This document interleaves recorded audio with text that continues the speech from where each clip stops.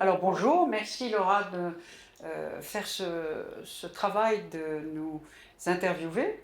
C'est important, surtout. Alors ce qui est intéressant, c'est que quand nous avons vu au fur et à mesure, c'est que la première étape du Grevio a été de bâtir un questionnaire. Ce questionnaire n'était finalement surtout qu'un élément pour guider les États et les ONG qui le lisaient, pour savoir comment organiser leur travail. Et ça a été tout à fait remarquable, et ça a été une grande aide, y compris pour nous, nous qui militions, pour que nos ONG puissent intervenir comme elles le faisaient depuis des années auprès du comité CEDAW quand les États étaient audités. Et donc nous avons pu pousser nos organisations, c'est pas encore beaucoup, mais enfin, à faire des shadow reports.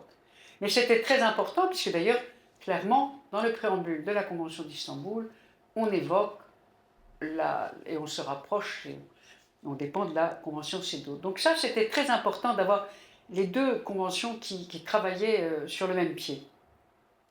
Et on s'est rendu compte aussi que très rapidement, moi je me suis rendu compte comme observatrice, c'est que quand il y a eu les premiers rapports à la suite de visites du Grevio dans les États, ça a été accueilli de façon bienveillante par les États. Oui. Je suis quelquefois ailleurs et je peux vous assurer que ce n'est pas toujours le cas. Tandis que là, c'était... Le mot bienveillant est juste, parce qu'ils ils savaient que leur État et que leur corpus législatif n'était pas au niveau, et donc il fallait faire quelque chose. Donc il y avait une véritable conscience qu'il fallait avancer dans une butte de... voilà. Donc au fur et à mesure sont développés, il y a eu des rapports généraux qui ont été très utiles, faits par le Grevio, donc par vous. Et puis également le Grevio s'est rapproché des plateformes diverses qui se sont développées, qui existaient pour certaines, qui sont développées, pour avoir maintenant, au niveau mondial, une plateforme. C'est très intéressant de voir aussi que on parlait de cyberviolence, mais il y a un rapport avec l'intelligence artificielle et la cyberviolence faite par le CEDAW, qui est une mine de renseignements, comme tous les rapports sur lesquels on peut s'appuyer. Ce qui est intéressant aussi, c'est que, par exemple, ils l'ont peut-être pas mis aussi en avant que ça, mais dans les recherches que j'ai pu faire et les interventions et les endroits où j'ai pu aller avec le Gender Equality Commission, comme par exemple à Prague, on a entendu avec beaucoup d'intérêt 3 États qui expliquaient le coût enfin évalué des violences faites aux femmes.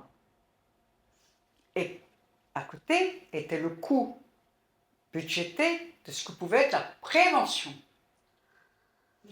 Et alors on voit une différence absolument considérable, et on se dit vraiment les États perdent de l'argent pour le plaisir.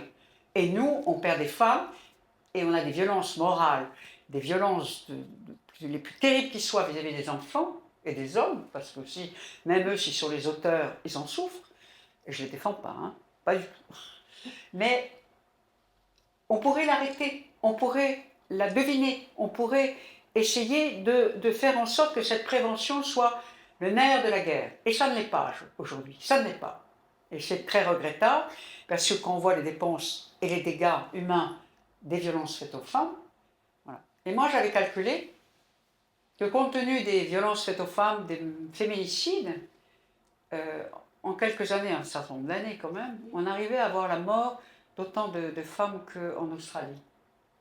C'était pas joli comme résultat, c'était épouvantable. Et donc voilà, donc ça c'est un élément très fort à se battre aujourd'hui pour la prévention. Oui. Qu'est-ce que vous en pensez?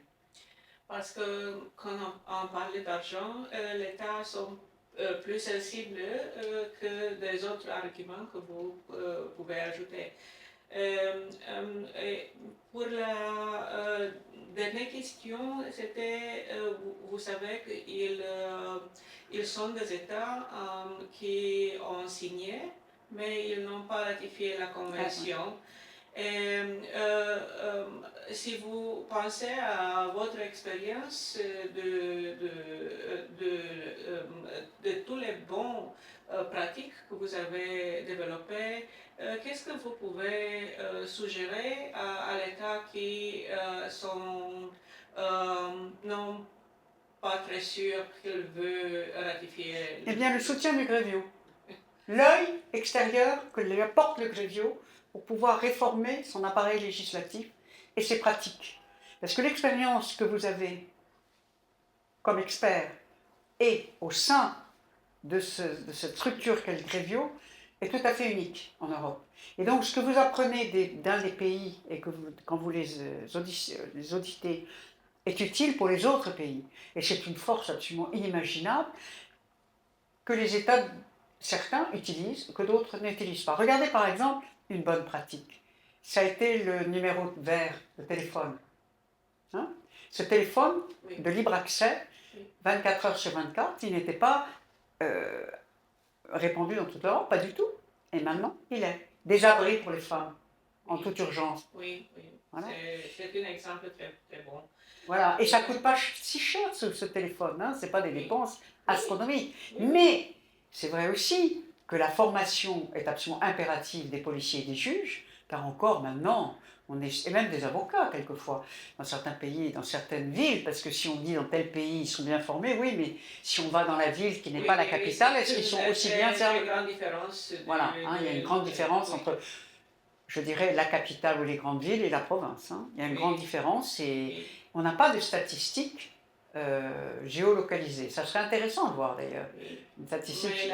Mais la collection des dates, ce n'est pas proportionnel parce que les femmes, s'ils ne peuvent pas parler avec quelqu'un et rapporter la violence, les dates n'existent pas. Et comme la violence dans cette région, nous n'avons pas de violence parce que nous n'avons pas de date.